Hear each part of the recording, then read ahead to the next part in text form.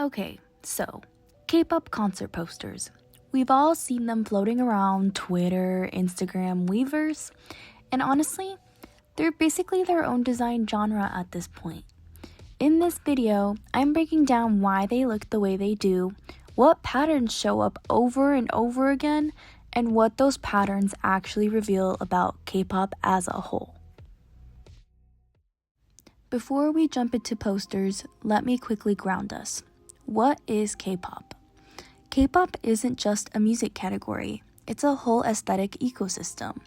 The LA Film School breaks it down as this mix of hip-hop, EDM, rock, pop, and R&B, but what makes it really K-pop is the visuals, the storytelling, and even the language. Every group has eras, full-on visual worlds they build for each comeback. Think of it like a designer's dream. Everything matters: color, mood, typography, outfits, even props. So obviously, concert posters become one of the biggest places where that identity gets shown off. And because K-pop is insanely online, posters aren't just posters anymore. They're content. Ouahi talks about how K-pop blew up through digital distribution. Fans share everything. Teasers, concept photos, posters, edits, it's all part of the hype cycle. Designers know this. Posters today are literally built to be shareable. They look good on mobile, they're easy to crop, and they fit Instagram or Twitter aspect ratios perfectly. There are two examples on the screen right here. So with that in mind, let's break down what K-pop concert posters actually do, design-wise. The scene here is the moment the tour gets announced. Fans are refreshing Twitter, notifications on, ready to freak out the second that poster drops. And Bajorgolov points out that the poster is literally the first piece of the concert experience. Before ticketing, before planning, before anything. It only has one job: make fans feel something instantly.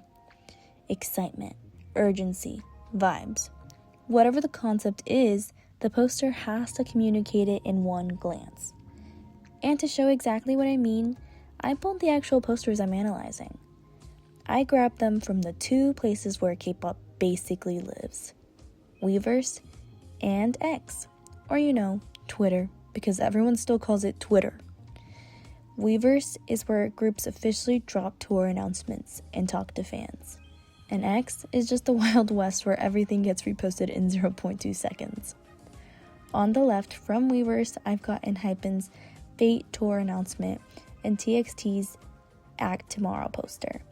And on the right from Twitter, I'm using the BTS Map of the Soul tour poster and Twice's 4th World Tour announcement. Let's start with visual hierarchy, the order your eyes read things. K-pop posters almost always follow the same setup: big tour name on top, members front and center, and dates neatly listed at the bottom. The BTS Map of the Soul poster uses a cosmic blue background and soft, airy typography. Your eyes go right to the title first, then the silhouettes, then the info. ENHYPEN's Fate poster does something similar, but with dramatic lighting and a more regal vibe. This hierarchy keeps everything clean and scroll-friendly. It's instantly recognizable, even when you only see it for 0.2 seconds on Twitter. Okay, so let's get into color and imagery. Honestly, one of the most iconic parts of K-pop poster design. TXT is basically the blueprint for futuristic palettes. Their posters always lean into these icy blues and clean lighting that make everything feel super crisp and almost otherworldly. Twice, on the other hand, went full warm gold and black clam for their third tour. It's elegant, but still sparkly in that Twice way. And something I realized while looking deeper into how K-pop visuals work is that color isn't just for aesthetics. It's part of the storytelling. HYBE talks a lot about how K-pop uses styling and color to express themes, and honestly, it shows. because when you look at these posters, the palettes are so cohesive.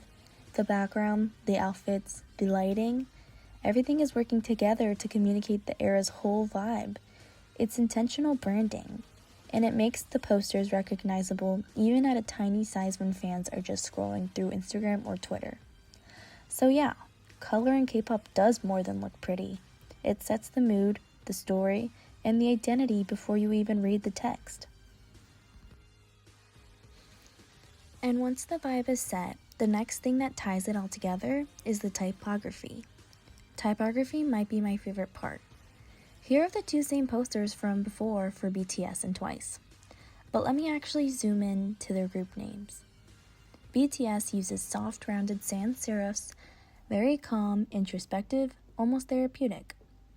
TWICE uses bold, more decorative lettering that feels confident and glamorous. Designers interviewed in It's Nice That talk about how K-pop design is all about creating typography that fans can intuitively understand and relate to, which honestly makes so much sense. And for global tours, designers even have to build multilingual font systems: Korean, English, Japanese. That's wild. So typography isn't just decoration, it's branding, storytelling, and accessibility. When you put all these patterns together, you start to see the bigger picture. K-pop design is intentional, it's emotional, it's made for a digital world. Designers combined hierarchy, color, and typography to communicate one thing: what this era feels like. And like Matakal explains, there's also boing, that exaggerated emotional vibe that makes everything extra dramatic. Honestly, that's what makes K-pop posters so fun.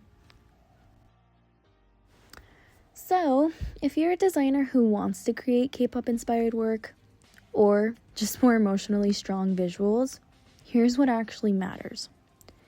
Design for feeling, not perfection. Think about how fans will interact with your poster. And don't be afraid of a little drama.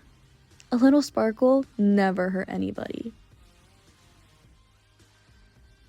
And that's the look of K-pop concert posters. It's visual storytelling, it's fandom culture, it's emotional branding, all wrapped into a single graphic. Thanks for watching.